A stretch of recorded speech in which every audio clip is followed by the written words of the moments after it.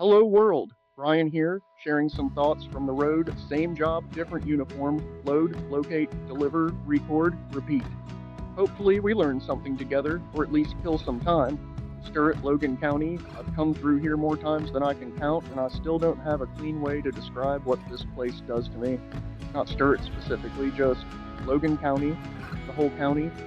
I can't look away, and I couldn't tell you exactly why, which is its own kind of answer.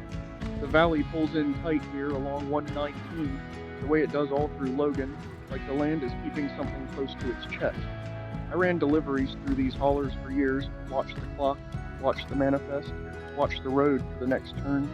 Doing this now, no clock, I keep noticing things I must have driven past 100 times without seeing.